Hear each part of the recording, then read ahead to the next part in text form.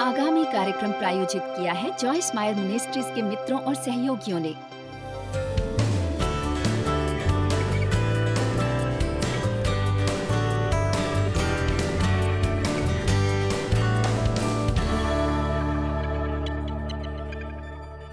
प्रार्थना हमारा सबसे बड़ा विशेषाधिकार है।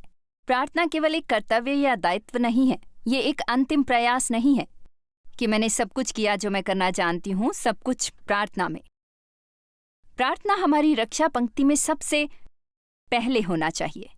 लेकिन आपको प्रार्थना की शक्ति पर विश्वास और आत्मविश्वास होना चाहिए और आपको भरोसा होना चाहिए कि परमेश्वर आपकी सुनते हैं। और फिर भी यदि आपको तुरंत किसी प्रकार की असाधारण सफलता न मिले, फिर भी आपको भरोसा होना चाहिए कि जब आप प्रार्थना करते हैं, परमेश्वर आपके जीवन में काम करते हैं और सही समय पर आपको तब्दीली नजर आएगी। मुझे लगता है हम बहुत सोचते हैं, परंतु प्रार्थना करने का सही तरीका क्या है? और वास्तव में अनुयायियों का भी यही प्रश्न था। इसलिए लूका के अध्याय 11 में वो कहते हैं, प्रभु हमें प्रार्थना करना सिखा। और यीशु ने कहा, जब तुम प्रार्थना करो तो कहो, हे पिता, तेरा नाम पवित्र माना जाए, तेरा राज्य आए, तेरी इच्छा जैसे स्वर्ग में पूरी होती है पृथ्वी पर भी हो। हमारे दिन भर की रोटी हर दिन हमें दिया कर और हमारे पापों को क्षमा कर, क्योंकि हम भी अपने हर एक अपराधी को क्षमा करते हैं। और हमें परीक्षा में न ला, बल्कि बुराई से बचा। तेरा राज्य, तेरा सामर्थ्य और महिमा हो। आमीन। और देखो, इसमें केवल 30 सेकंड लगे और दुनिया भर में हर संप्रदाय यही प्रार्थना करता है। आज शायद यहाँ कोई नहीं है जो इस प्रार्थना को न जानता हो। शिक्षण के 40 वर्षों में मैंने कभी प्रभु की प्रार्थना पर नहीं सिखाया। और सुबह सैर करते हुए मैं प्रार्थना करती हूँ और ये नहीं जानती क्यों, लेकिन मुझे बहुत से महान अभिषेकित रचनात्मक विचार आते हैं।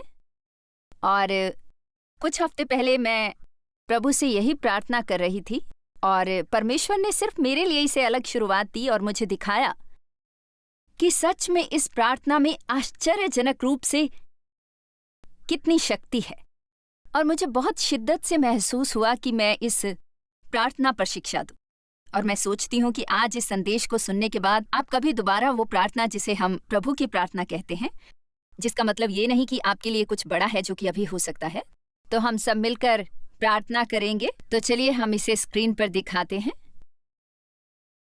क्या आप तैयार हैं? शुरू करते हैं। हमारा पिता जो स्वर्ग में है, तेरा नाम पवित्र माना जाए, तेरा राज्य आए, तेरी इच्छा जैसे स्वर्ग में पूरी होती है पृथ्वी पर भी हो। हमारे दिन भर की रोटी हर दिन हमें दे। हमारे पापों को क्षमा कर, जैसे हम भी अपने अपराधियों को करते हैं। हमें परीक्षा में न ला, बल्कि बुराई से बचा। और तेरा राज्य हो, तेरी सामर्थ्य और महिमा हो, सदा हो।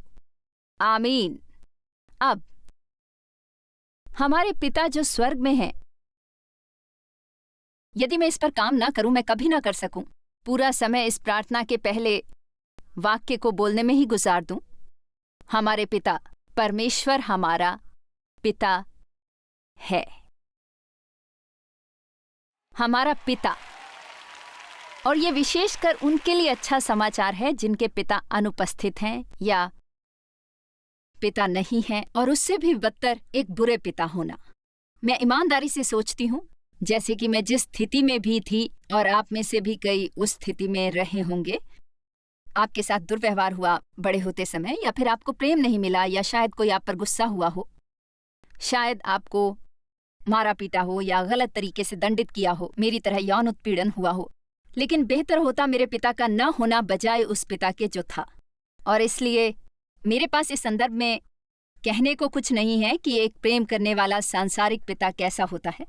अब वे जिनके पास महान पिता हैं, तुम्हें उनकी कद्र करनी चाहिए और तुम्हें उन्हें जताना चाहिए कि आप उनकी कितनी कद्र करते हैं, और उन्हें एहसास दिलाएं कि उनके द्वारा किए गए पालन पोषण के लिए आप उनके आभारी हैं, क्योंकि सबको जीवन में ये अवसर नहीं मिलता। लेकिन परमेश्वर हमेशा हमारे लिए कुछ भी और सब कुछ बनना चाहता है जो शायद हमें प्राकृतिक रूप से न मिला हो। और बाइबल भजन संहिता अध्याय 27 वचन 10 में कहती है, मेरे माता पिता ने तो मुझे छोड़ दिया है, परंतु यहोवा मुझे संभाल लेगा, यहोवा मुझे संभाल लेगा। तो सोचिए क्या हो, आप सबके पास प्रेम करने वाला पिता है। मेरा पिता मुझसे प्रेम करता है। क्या आप चिल्लाकर कह सकते हैं, मेरा पिता मुझसे प्रेम करता है? आमीन।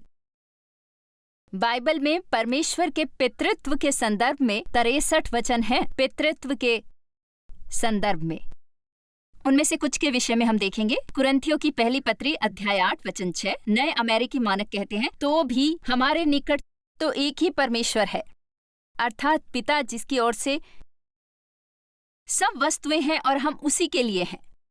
मुझे ये पसंद है, हम उसी के लिए हैं, हम उसी के लिए हैं, हम उसी के लिए हैं, हम उसी के लिए हैं। आमीन। और एक ही प्रभु है, अर्थात यीशु मसीह, जिसके द्वारा सब वस्तुएं हुई और हम भी उसी के द्वारा हैं। अब रोमियो अध्याय 11 वचन 36 मेरा पसंदीदा वचन है। मुझे रोमियो अध्याय 11 वचन 36 बहुत अच्छा लगता है और मैं कभी कभी इसे पढ़ती हूँ। पिछले हफ्ते ही मैंने ये किया और मैंने इस पर नजर डाली और अपना सिर हिलाया। ये बहुत प्रभावशाली है। रोमियो अध्याय 11 वचन 36, क्योंकि उसी की ओर से और उसी के द्वारा और उसी के लिए सब कुछ है। परमेश्वर हमारा पिता सब चीजों का स्रोत है और वो चीज जिसकी हमें जरूरत है उसी को समर्पित है। सब चीजें उसी में जीवित हैं। हर वो चीज जो जीवित है क्योंकि परमेश्वर ने उसे जीवन दिया है। वो जीवित है क्योंकि परमेश्वर ने उसे जीवन दिया है। और सभी चीजों का केंद्र वही है और उसी में उनकी समाप्ति है और अंत भी उसी में है। उसकी महिमा युगानुयुग होती रहे। आमीन। अब हालांकि आज इस संदेश को शायद थोड़ा अधिक आध्यात्मिक माना जा सकता है, पर यह बहुत ही व्यवहारिक और उपयोगी भी है, क्योंकि जब आप सच में जानते हैं कि परमेश्वर कौन है और वो आपके लिए है, कि वो कभी आपके विरुद्ध नहीं है, कि वो आपको प्रेम करता है और कि वो आपकी जरूरत की चीजों का स्रोत है, तो दोस्तों जिंदगी इससे अच्छी और रोमांचक क्या होगी। आपके पास पिता है जो आपसे प्रेम करता है और बेहतर हो कि कोई भी बीच में ना आए जब उसके बच्चों की बात होती है। उसकी ओर से और उसके द्वारा और उसी के लिए सब कुछ है। दूसरे शब्दों में ये सब केवल उसी के विषय में है। क्यों है ना? जानते हैं, जब हम मुश्किल में पड़ते हैं तब वो सभी की बजाय केवल मेरे बारे में, उसके बारे में हो जाता है। आमीन। यशाया अध्याय 64 वचन 8, तो भी हे यहोवा तू हमारा पिता है। देख, हम तो मिट्टी हैं और तू हमारा कुम्हार है। हाँ, हम मिट्टी हैं और तू हमारा कुम्हार है। हम मिट्टी हैं और तू हमारा कुम्हार है।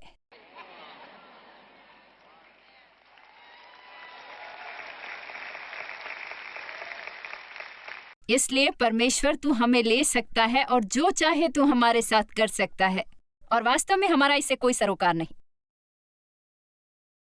हम तुझ पर हुक्म चलाने वाले नहीं हैं।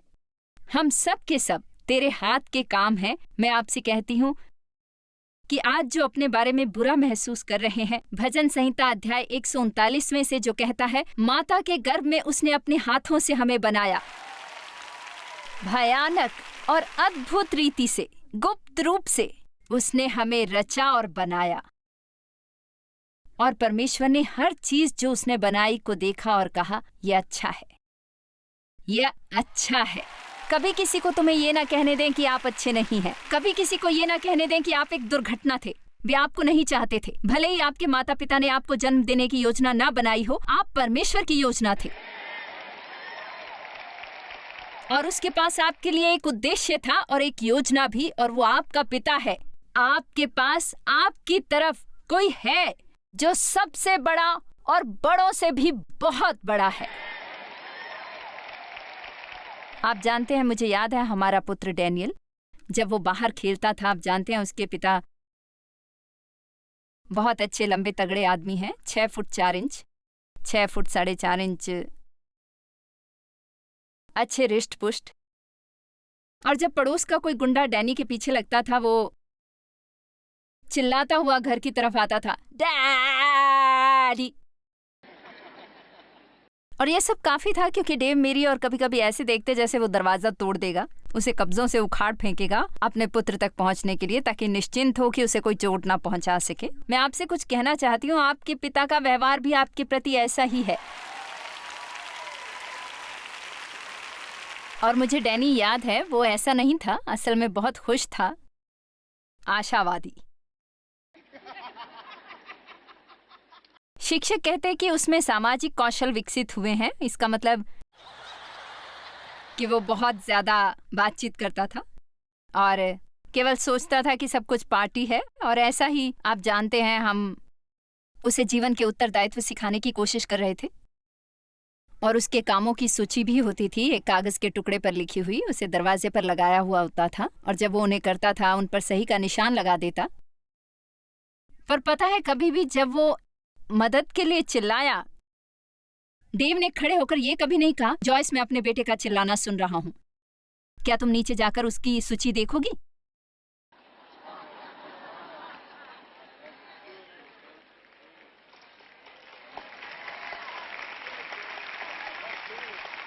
देखिए, जब आपको सहायता की जरूरत होती है, आपका पिता, आपका डैडी परमेश्वर आपका चार्ट चेक नहीं करता आपकी सहायता करने का निर्णय करने से पहले कि आपको कितने सही निशान मिले हैं।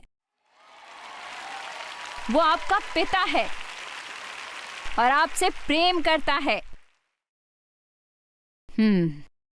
ये आराम से लेटने जैसा है। आप में से कितनों को अच्छा नर्म कंबल मिला? प्रार्थना के इस भाग से मुझे भी ऐसा ही महसूस होता है। यौन उत्पीड़न के कारण मैंने अपने पूरे जीवन में, मुझे याद नहीं, कभी अपने पिता की गोद में आराम से बैठी हूं। ऐसी बहुत सी चीजें हैं जो मैंने खोई और आप में से भी बहुत से ऐसे होंगे जिन्होंने ये खोया जिसको हम जान भी नहीं सकते कि उन्होंने क्या खोया। उसका कोई आदर्श सिद्धांत नहीं है, लेकिन मैं आपको कुछ कह दूं, परमेश्वर आपको इसका दुगना इनाम देंगे, दुगना इनाम उस सब के बदले जो आपने खोया है। और परमेश्वर ने हमें उसके साथ घनिष्ठ संबंधों में आमंत्रित किया है। यिर्मयाह अध्याय 3 वचन 19। तब मैंने कहा, यह परमेश्वर यिर्मयाह के द्वारा बोल रहा है, मैं कैसे तुझे लड़कों में गिनकर वो मन भावना देश दूं जो सब जातियों के देशों का शिरोमणि है। और मैंने सोचा कि तू मुझे मेरा पिता कहेगी, मेरा पिता, और तू मुझसे फिर न भटकेगी। कुरिन्थियों की दूसरी पत्री अध्याय 6 वचन 18। और मैं तुम्हारा पिता हूंगा और तुम मेरे बेटे और बेटियां होंगे। ये सर्वशक्तिमान प्रभु परमेश्वर का वचन है। और अंत में एक और, रोमियो अध्याय 8 वचन 15, क्योंकि तुमको दासत्व की आत्मा नहीं मिली कि फिर भयभीत हो, परंतु लेपालकपन की आत्मा मिली है, जिससे हम हे अब्बा, हे पिता कहकर पुकारते हैं। अब्बा एक आरामिक शब्द है जिसका मतलब है डैडी। अब्बा पिता, डैडी परमेश्वर। आमीन। ठीक है, पिता क्या करते हैं? वे भरण पोषण करते हैं, पालन पोषण करते हैं, शिक्षित करते हैं, सुख देते हैं, बढ़ावा देते हैं और सुधारते हैं। लेकिन हर चीज जो वे करते हैं, सब कुछ जो वे करते हैं, आपकी बेहतरी के लिए होती है। और ये एक बच्चे के लिए कठिन होता है जब माता पिता कहते हैं, मैं जानता हूं ये अभी तुम नहीं समझोगे, लेकिन मैं जो कुछ कर रहा हूं तुम्हारी भलाई के लिए है। तब भी जब वे आपको सजा देते हैं या आपसे ऐसा कुछ ले लेते हैं जो आपको चाहिए और वे कहते हैं, ये मैं तुम्हारी भलाई के लिए कर रहा हूं। और ऐसा ही परमेश्वर के साथ भी है और ये हमारी अपनी ही भलाई के लिए है। और हमें भरोसा करने की जरूरत है जैसे हम चाहते हैं कि हमारे बच्चे हम पर करें। अब मुझे नहीं पता कि ये कौन होगा या यहाँ कितने लोग होंगे या फिर टेलीविजन पर जो देख रहे हैं, लेकिन मैं कह सकती हूँ कि आप में से बहुतों की जिंदगी पूरी तरह से उलट पुलट हो जाएगी और सही जगह पर आ जाएगी, सिर्फ आज ये समझने से कि परमेश्वर तुम्हारा पिता है, कि परमेश्वर तुम्हारा पिता है, तुम्हारा डैडी है परमेश्वर।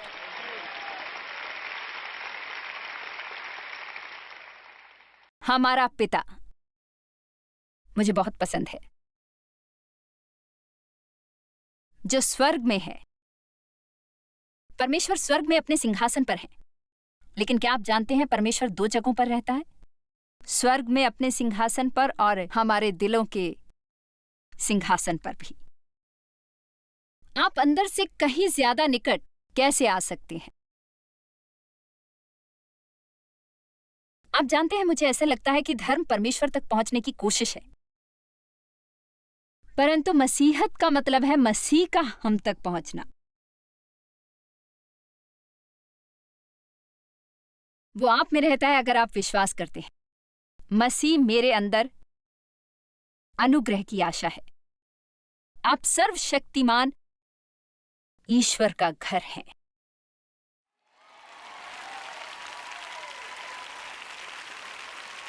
हम उसका घर हैं। कुरिन्थियों की दूसरी पत्री अध्याय 3 वचन 16 में बाइबल कहती है कि सामूहिक रूप से, एक शरीर और व्यक्तिगत रूप से हम परमेश्वर का घर हैं। आज जब आप घर जाते हैं तो यीशु को अपने साथ घर ले जाते हैं, क्योंकि उसने कहा है, मैं तुम्हें कभी नहीं छोड़ूंगा और ना त्यागूंगा। हमारे पिता, तू जो स्वर्ग में है, जो इसलिए भी आया कि मुझे मुक्ति दिलाए, मुझे छूकर मुझे मेरे अकेलेपन से चंगा करे और मुझे टूट फूट से बचाए, मुझे ऊर्जा प्रदान करे और मुझे जीने के लायक जीवन दे। आमीन।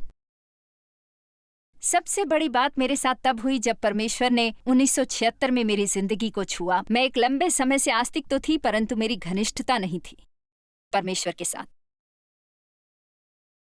और आप जानते हैं कि पीछे 70 और 80 के दशक में पवित्र आत्मा का एक बड़ा प्रभाव हुआ और बहुत से लोग आत्मा से परिपूर्ण हो गए, या परमेश्वर की शक्ति ने उन्हें छुआ, या फिर आप इसके लिए जो भी कहना चाहें। मैं अनुभवों का गुणगान नहीं करती, लेकिन मैं आपसे कहूंगी कि जब आप उस बिंदु पर आते हैं जहां आप जानते हैं कि आप जानते हैं कि आप जानते हैं कि परमेश्वर कहीं दूर नहीं है, लेकिन वो आपके साथ है हर जगह जहां आप जाते हैं। वो आपको कभी नहीं छोड़ेगा और ना ही आपका त्याग करेगा। आप अकेले नहीं हैं जैसे यहां हैं। जैसे यहां है, तेरा नाम पवित्र हो। मैं आज कहीं खुशी से न मर जाऊं। मैं नहीं जानती, मेरा मतलब, मैं जब इसका अध्ययन कर रही थी मैं बहुत ज्यादा उत्साहित हो गई थी।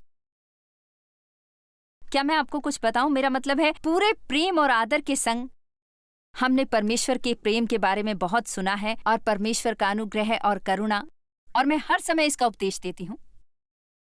लेकिन मुझे लगता है कि अच्छा हो यदि हम परमेश्वर की पवित्रता के विषय में भी सुने, और परमेश्वर के न्याय और ईश्वरीय श्रद्धा और भयावह भय का, कि अगर ये चर्च में वापस नहीं आता है, हम ऐसे समय में गंभीर संकट में हैं जिसमें हम रह रहे हैं। आमीन। हाँ, परमेश्वर हमें प्रेम करता है, और क्योंकि वो हमें प्रेम करता है, हम श्रेष्ठ पूर्ण जीवन जी सकते हैं। अभी हमें नहीं करना है, हमारे पास पवित्र आत्मा का बल है। इसलिए नहीं कि हमारे रोंगटे खड़े कर देने वाली और अजीब भाषा दे प्रार्थना करने के लिए, लेकिन हमारे पास पवित्र आत्मा का बल है पापों पर विजय पाने और परमेश्वर की महिमा में रहने योग्य। यहाँ अभी इस समय शायद मुझे आपको बताना चाहिए कि अब यहाँ से ये संदेश दुर्बल हृदय वालों के लिए नहीं है। ये केवल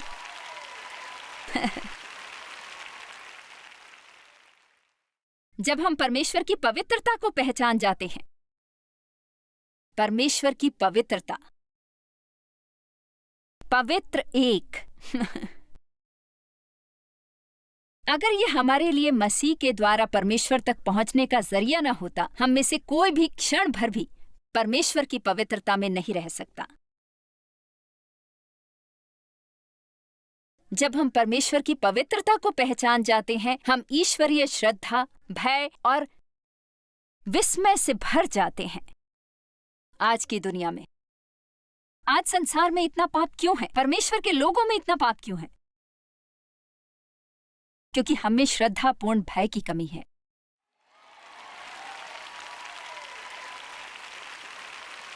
मैं यहाँ ये नहीं कह रही कि हमें परमेश्वर से डरना चाहिए। मुझे इसका डर नहीं कि परमेश्वर मुझे चोट पहुंचाएंगे। वो मेरा पिता है, मैं जानती हूँ वो मुझे प्रेम करता है, लेकिन उनका आदर करना चाहिए। और हमें ये समझने की जरूरत है कि परमेश्वर सिर्फ हमारा दोस्त नहीं है, वो परमेश्वर है और वो पवित्र परमेश्वर है। और यदि परमेश्वर कहता है ये करो और तुम्हें अच्छा जीवन मिलेगा, ये करो, और तुम नहीं करते, यदि आप ये करते हैं, आपको वो जीवन नहीं मिलेगा जो परमेश्वर आपको देना चाहता है। हर इंसान को आखिरकार अपना हिसाब परमेश्वर को देना है। हर इंसान को, हम में से हर एक को परमेश्वर के सामने खड़ा होना है। और यह डरावना या दहशतपूर्ण प्रवचन नहीं है। मैंने आपको पहले ही बताया था कि परमेश्वर आपको प्रेम करता है। उसकी कृपा हर दिन नई है। परमेश्वर का अनुग्रह सदा हमारे लिए उपलब्ध है, परंतु परमेश्वर को काम से मतलब है। और मुझे लगता है कि अब समय आ गया है कि हम थोड़े सीधे खड़े हो जाएं। अब समय है कि हम गंभीर हो जाएं उस परमेश्वर के प्रति जिसकी हम सेवा करते हैं। और ये सच है कि आज हम इस ग्रह पर जीवित हैं और निश्चित रूप से एक उद्देश्य होना चाहिए। और परमेश्वर चाहता है कि हम कुछ करें बजाय बैठे रहने के, और अपने लिए और आशीर्वाद चाहते रहें, जबकि शेष संसार मृत्यु और नर्क की ओर जा रहा है।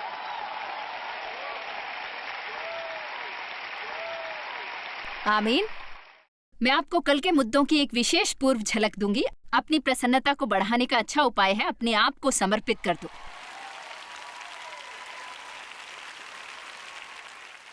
मैं खुद आज यहाँ ऐसा कुछ नहीं करूंगी और मुझे बहुत खुशी होगी यदि मैं इसकी कोशिश करूं। क्या हम भूल गए हैं कि परमेश्वर एक हावी होने वाली आग है? हमारा परमेश्वर हावी होने वाली आग है। आग से बपतिस्मा। हमें आग से बपतिस्मा के बारे में और सीखने की जरूरत है। यूहन्ना ने कहा, मेरे बाद जो आने वाला है वो तुम्हें पवित्र आत्मा और आग से बपतिस्मा देगा। ओ, हम चर्च में बहुत अच्छा बनते हैं। ओ परमेश्वर, हम अपने भजन गाते हैं।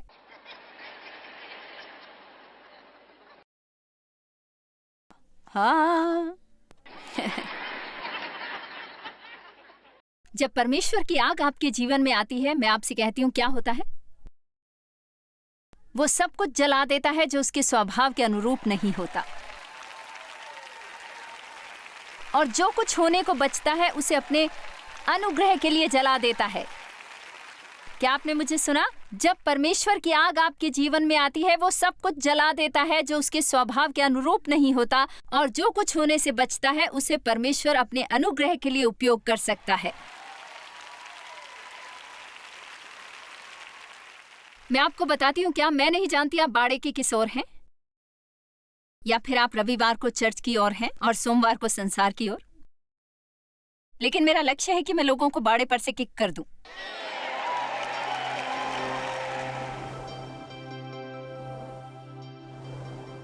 प्रार्थना सचमुच एक अद्भुत विशेषाधिकार है, और हमेशा किसी भी परिस्थिति में हमें सबसे पहले यही करना चाहिए और कभी भी अंतिम सहारा नहीं हो।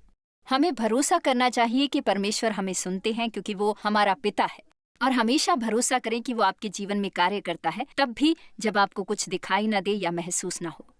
धन्यवाद। परमेश्वर आपको आशीष दे और आपका दिन शुभ हो। जॉयस मायर मिनिस्ट्रीज में आप हमारे लिए बहुत ही कीमती हैं, जितना कि आप जानते हैं। हम आपकी सराहना करते हैं और इस सेविकाई को दुनिया भर में संभव बनाने के लिए हम अपने दोस्तों और सहभागियों को धन्यवाद देते हैं। हम साथ मिलकर भूखों को खाना खिलाते हैं, गरीबों को कपड़े देते हैं और कई देशों में सुसमाचार बांटते हैं। अपना प्रार्थना निवेदन भेजने के लिए कृपया आज ही संपर्क कीजिए। हमारे स्रोतों के बारे में और भी जानिए। जॉयस की सभाओं की सूची देखिए हमारे साथ सहभागी बनने के लिए, क्योंकि हम दुनिया भर में मसीह के प्रेम को बांटते हैं।